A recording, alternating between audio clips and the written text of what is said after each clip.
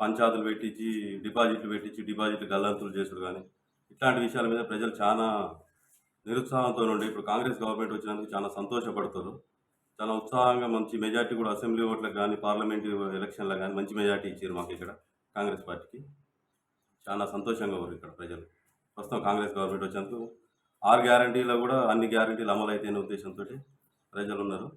ఖచ్చితంగా అమలైతాయి. దాంట్లో ఎలాంటి డౌట్ గూడా లేదు. ఆ నమ్మకంతోటే ప్రజలు గూడా మాకు ఓట్లేయడానికి ఇష్టపూర్తిగానే ఏసిర్రు ఓట్లు గూడా.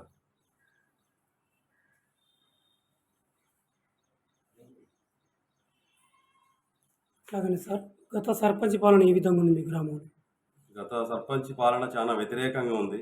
కొంత మేరకు డెవలప్ అయినట్టు అనిపించింది గానీ, అది ప్రజల వరకు ఏం రాలేదు.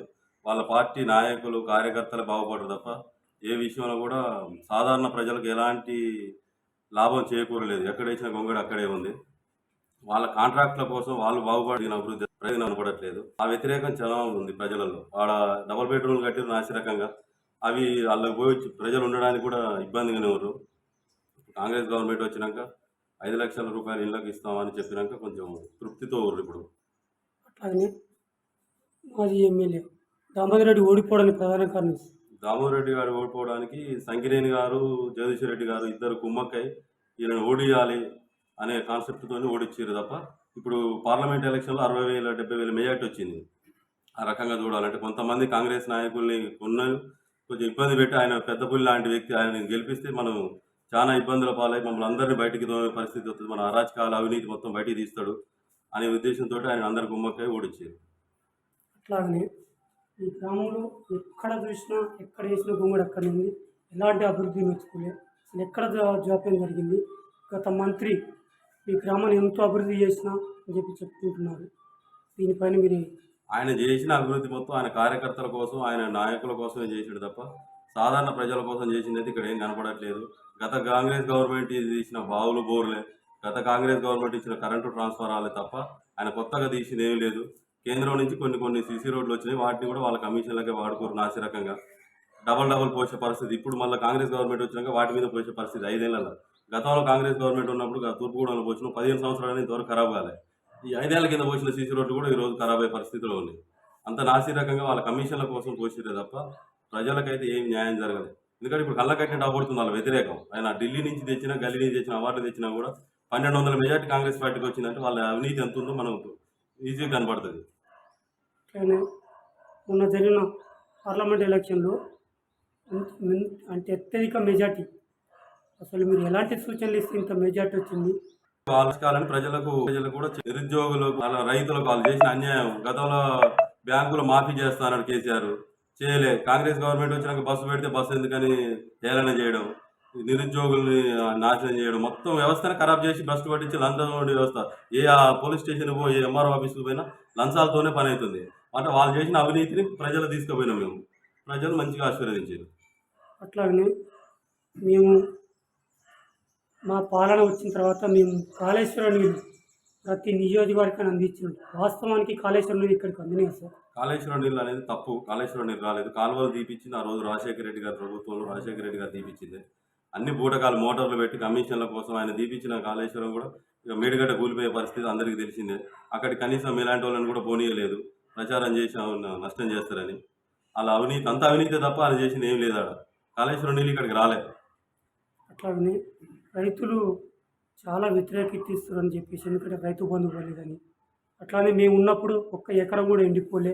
కాంగ్రెస్ వచ్చిన తర్వాత పొలాలు ఎండిపోయినాయి అని చెప్పేసి చాలా ఆ వ్యతిరేకం ఏం లేదు. రైతు బంధు కోసం ఎదురు చూసేటట్టు నాశనం చేసిండు ఆ రోజు ఆయన. ఇలా ప్రజలు సంతోషంగా ఉన్న ఆయన రైతు బంధు కోసం ఎదురు చూసాల్సినంత బాధలు ఎవరు లేరు. మంచి మంచి పాలన నడుస్తుందనే సంతోషంలో ఉన్నారు తప్ప, ఆయన రైతు బంధు కోసం, ఆయన బ్యాంకు మాఫీ కోసం కూడా ఖచ్చితంగా కాంగ్రెస్ గవర్నమెంట్ 6 గ్యారెంటీలు అమలు చేస్తుంది. రైతు బంధు చేస్తా అనేది ప్రజలకు నమ్మకం ఉంది. రైతు బంధు వస్తుంది. బ్యాంకు కూడా ఆగస్టులో మాఫీ అయితే అన్నీ కూడా ఖచ్చితంగా జరుగుతాయని సంతోషంగానే ఉన్నారు. ప్రజలు ఎవరు కూడా అవినీతి ఆ అనుమానంతో ఏం లేరు. అట్లాగనే ఇంత ముందుకు బీఆర్ఎస్ పాలనలో బీసీ బంధు అని చెప్పేసి, మన ఎస్సీలకు దళిత బంధు అని చెప్పేసి ఈ గ్రామంలో ఎంతమందికి వచ్చినాయి సార్? మా కాడ దళిత బంధు ఏమి ఇవ్వలేదు. బీసీలో కూడా 1, 2 వాళ్ళ కార్యకర్తలకు ఇచ్చుకోరు. నిజమైన వాళ్ళకు పనిబాటు వాళ్ళకి ఇవ్వాలి. కానీ అట్లాంటి చేతి వృత్తుల వాళ్ళకు ఇవ్వకుండా సూర్యాపేటలో అక్కడ ప్లాట్లు ఇండ్లు ఇక్కడ మంచి మంచి ఇండ్లు వ్యవసాయ భూములు ఉన్న వాళ్ళకే వాళ్ళ కార్యకర్తలకే ఇచ్చుకోరు తప్ప నిజమైన లబ్ధిదారులకు ఎక్కడ కూడా ఏ బంధువు కూడా ఇవ్వలేదు, ఏ బీసీ బంధువు కూడా రాలేదు. అట్లాగనే గత పాలనలో వ్యవసాయంలో ఇందిరమైండ్లు ఎన్ని వచ్చినాయి, డబుల్ బెడ్రూమ్లు ఎన్ని ఇచ్చారు మీకు? డబుల్ బెడ్రూమ్ రకంగా కట్టిరా ఈ పనికి అందులో ఇప్పుడు ఉన్న దాంట్లో 50% ఉన్నాయి. ఇది కూడా వీళ్ళు కట్టుకున్నారు, ఎందుకంటే ఆ డబుల్ బెడ్రూమ్ నాసి రకంగా ఉంది, అందులో ఓట్ లేదు. వాళ్ళు కూడా వాటి కరెక్ట్గా వంచలేదు, పంచి వాళ్ళకి ఏమో నెంబర్లు వేసి పట్టాలు కూడా ఇవ్వలేదు. అసమర్థత పాలనతోటి వాళ్ళు దిగిపోయారు అంతే తప్ప ప్రజలకు చేరువయ్యేటట్టు ఏం చేయలేదండి. అట్లాగనే ప్రజాపాలన పైన ప్రజాస్పందన ఏ విధంగా ఉంది? ప్రజాపాలన పెట్టినాక అందరి భూముల సమస్యలు కానీ ఇళ్ళ సమస్యలు కానీ అన్నదమ్ముల సమస్యలు ఉన్నా ఏ సమస్య ఉన్నా కూడా ప్రజాపాలన మంచిగా తెలుసుకుంటారు, కలిసిపోతారు.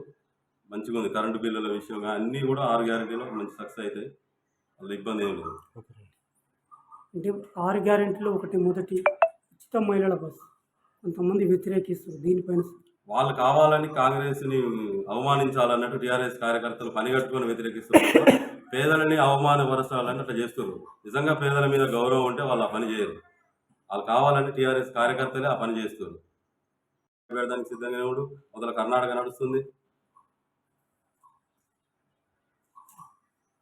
అట్లాగనే సార్ రాబోయే సర్పంచ్ ఎలక్షన్లలో మీ మండలంలో ఎన్ని సర్పంచ్ సీటు గెలవబోతుంది సార్?